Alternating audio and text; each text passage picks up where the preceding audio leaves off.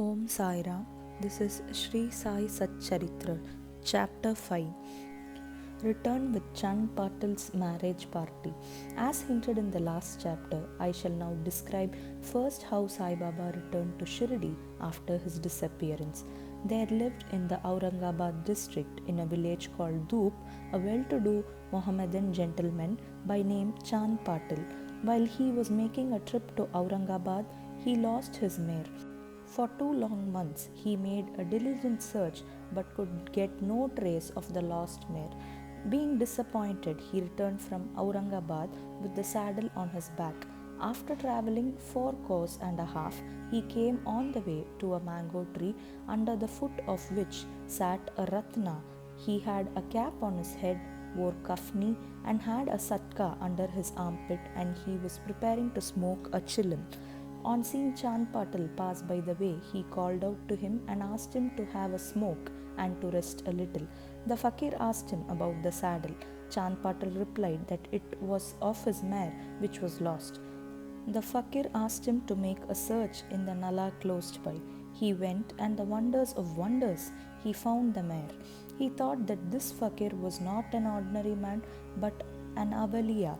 He returned to the fakir with the mare. The chilim was ready for being smoked, but 2 things were wanting: fire to light the pipe, water to wet the chappi. The fakir took his prong and thrust it forcibly into the ground, and out came a live burning coal which he put on the pipe. Then he dashed the satka on the ground, from whence water began to ooze. The chappi was wetted with that water, was then wrung out and wrapped round the pipe. Thus everything being complete, the fakir smoked the chilam and then gave it also to Chand Patil. On seeing all this, Chand Patil was wonderstruck. He requested the fakir to come to his home and accept his hospitality. Next day he went to Patil's house and stayed there for some time. The Patil was a village officer of Dhoop. His wife's brother's son was to be married and the bride was from Shirdi. So Patil made preparations to start for Shirdi for the marriage. The fakir also accompanied the marriage party. The marriage went off without any hitch. The party returned to Dhoop, except the fakir alone stayed in Shirdi and remained there forever. How the fakir got the name Sai? When the marriage party came to Shirdi, it alighted at the foot of a banyan tree in Bhagata Mahalspati's field near Kandoba's temple. The carts were loosened in the open courtyard of Kandoba's temple, and the members of the party descended one by one, and the fakir also got down. Bhagat Mahalspati saw the young fakir getting down and accosted him, "Ya Sai." Others also addressed him as Sai, and thenceforth he became known as Sai Baba.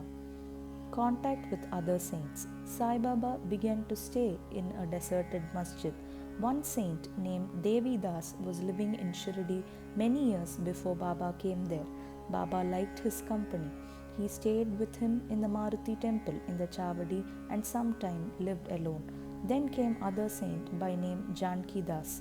Baba spent most of his time in talking with him, or Janki Das went to Baba's residence. So also one Vaishya householder saint from Puntambe by name Gangagir always frequented Shirdi. When he first saw Sai Baba carrying pitchers of water in both hands for watering the garden, he was amazed and said openly, "Blessed is Shirdi that it got this precious jewel. This man is carrying water today, but he is not an ordinary fellow. As this land Shirdi was lucky and meritorious, it secured this jewel." So also one famous saint by name Anandnath of Yevala Math, a disciple of Akalkot Maharaj, came to Shirdi with some Shirdi people. When he saw Sai Baba, he said openly, "This is a precious diamond in reality. Though he looks like an ordinary man, he is not an eager, but a diamond. You will realize this in the near future." Saying this, he returned to Yevala. This was said while Sai Baba was a youngster. Baba's dress and daily routine. In his young days, Sai Baba grew hair on his head, never had his head shaved. He dressed like an athlete. When he went to Rahata, he brought with him small plants of marigold, jai, jui, and after cleaning he planted and watered them. A devotee by name Vaman Tatya supplied him daily with 2 earthen pitchers. With these, Baba himself used to water the plants. He drew water from the well and carried the pitchers on his shoulders. In the evening, the pitchers were kept at the foot of the neem tree. As soon as they were placed there, they were broken, as they were made of raw earth and not baked. Next day, Tatya supplied 2 fresh pitchers. This course went on for 3 years, and with Sai Baba's toil and labor, there grew a flower garden. On this site at present stands the big mansion Samadhi Mandir of Baba, which is now frequented and used by so many devotees. The story of Padugas under the neem tree. A devotee of Akalkot Maharaj by name Bhai Krishnaji Ali Bagkar worshipped the photo of Akalkot Maharaj. He once thought of going to Akalkot, taking the darshan of the Padugas of the Maharaj and offering his sincere worship there. But before he could go there, he got a vision in his dream. Akalkot Maharaj appeared in the vision and said to him, "Now Shirdi is my resting place. Go there and offer your worship." So Bhai changed his plan and came to Shirdi, worshipped Baba, stayed there for 6 months and was happy. As a reminiscence of this vision, he prepared the Padugas and installed them on an auspicious day of Shravan, Shaka 1834 under the neem tree with due ceremonies and formalities conducted by Dada Kelkar and Upasani. One Dikshit Brahmin was appointed for worship and the management was entrusted to devotee Sagun. Complete version of this story. Mr. B.V. Dio, retired Mamlatdar of Thana and a great devotee of Sai Baba, made enquired about this matter with Sagun Meru Naik and Govind Kamlakar Dikshit and has published a full version of the Padugas. It runs as follows. In 1834 Shaka, one Dr. Ramarao Kotare of Bombay came to Shirdi for Baba's darshana. His compounder and his friend Bhai Krishnaji Ali Bagkar accompanied him. The compounder and Bhai became intimate with Sagun Meru Naik and G.K. Dikshit. While discussing things, these persons thought that there must be some memorial of the fact Sai Baba's first coming to Shirdi and sitting under the holy neem tree. They thought of installing Baba's Padugas there and were going to make them of some rough stones. When Bhai's friend, the compounder, suggested that if this matter be made known to his master, Dr. Ramarao Kotare, who would prepare nice Padugas for this purpose. All liked the proposal and Dr. Kotare was informed of it. He came to Shirdi and drew a plan of the Padugas. He went to Upasani Maharaj in Kantoba's temple and showed him his plan. The latter made many improvements, drew lotuses, flowers, conch, disc, man, etc. and suggested that the following shloka regarding neem tree's greatness and Baba's yogi's power be inscribed. Upasani's suggestions were accepted and carried out.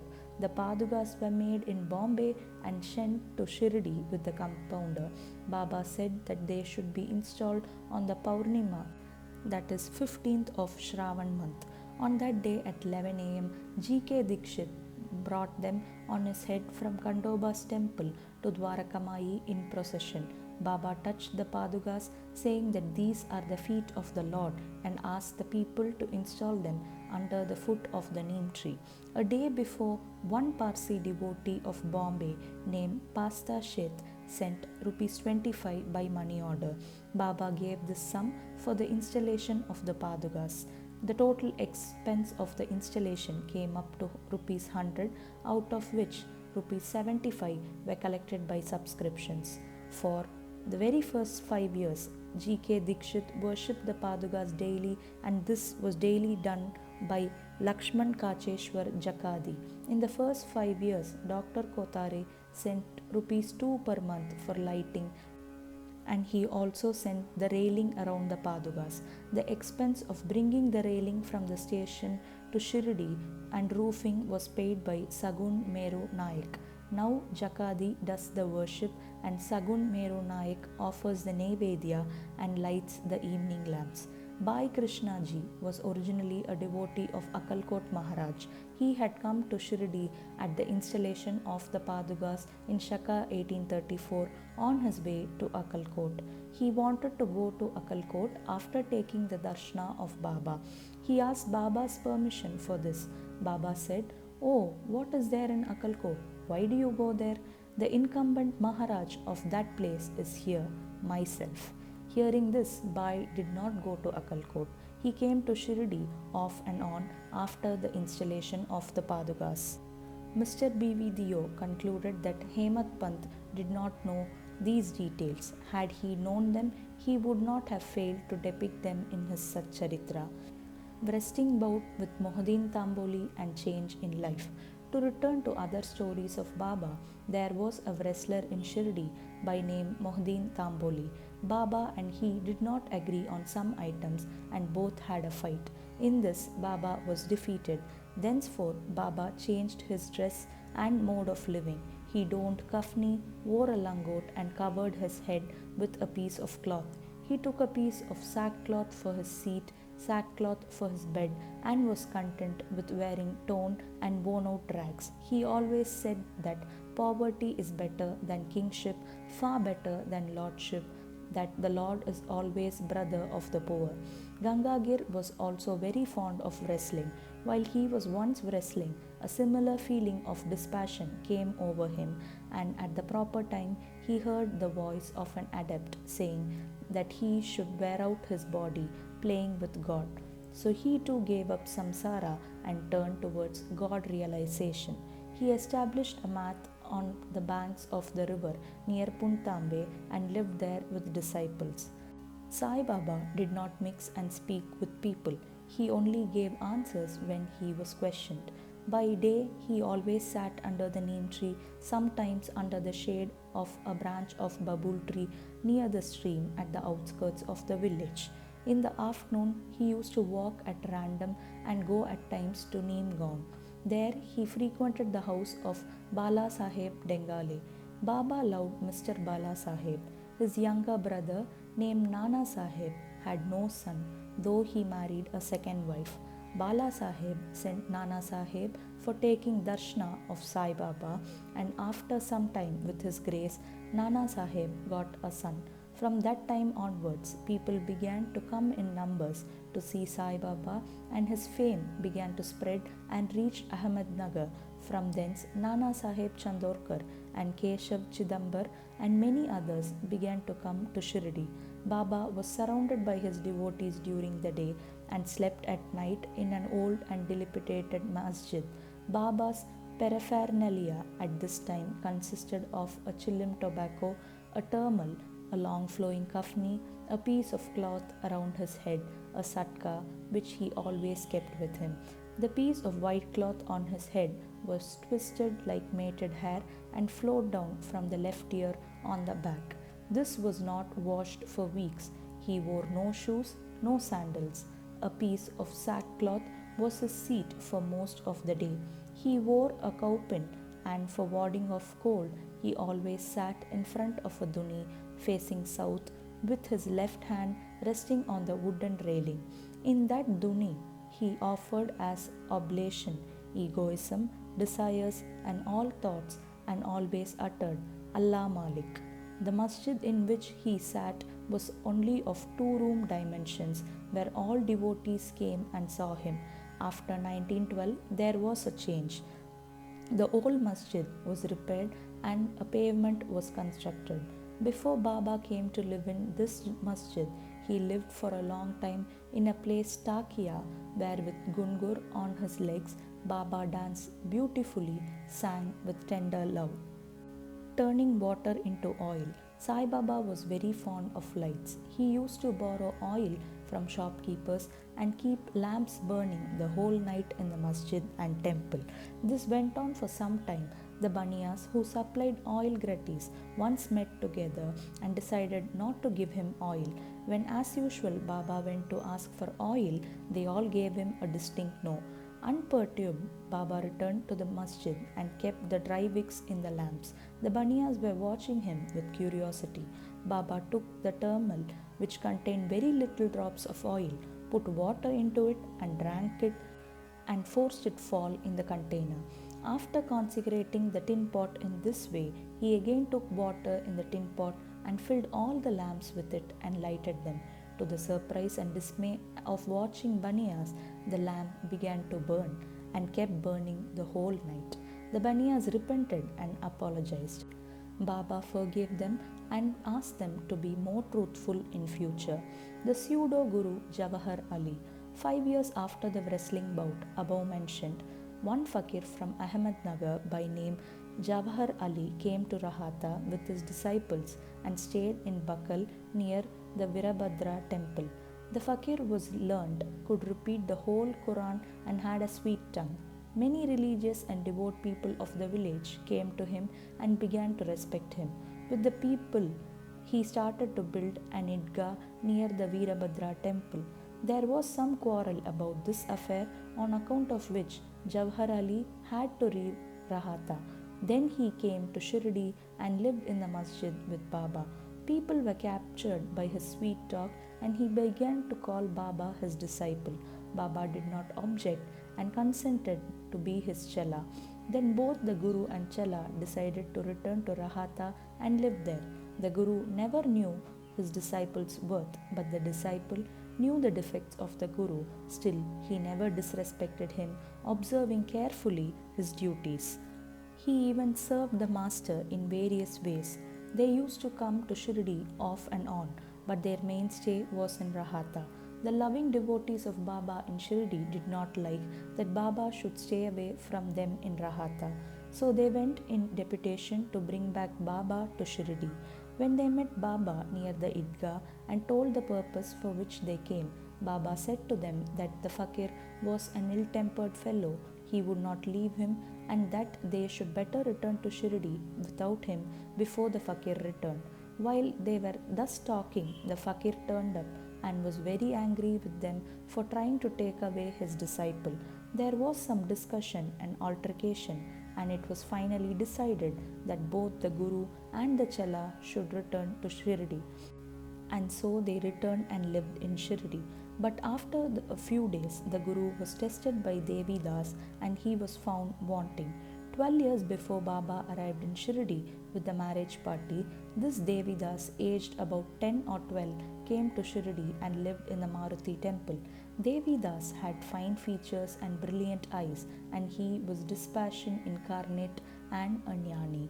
Many persons, namely Tatya Kote, Kashinath, and others, regarded him as their Guru. They brought Jawahar Ali in his presence, and in the discussion that followed, Jawahar was worsted and fled from Shirdi. He went and stayed in Bijapur, returned after so many years to Shirdi, and prostrated himself before Sai Baba. The delusion that he was Guru and Sai Baba was his Chela was cleared away, and as he repented, Sai Baba treated him with respect. In this case, Sai Baba showed by actual conduct how one should get rid of egoism and do the duties of a disciple to attain the highest end, that is self-realization.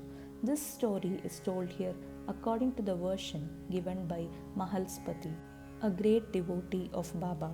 In the next chapter will be described the Ramanavami festival, the masjid, its former condition and the later improvement. Bow to Sri Sai, peace be to all. And this brings us to the end of chapter 5.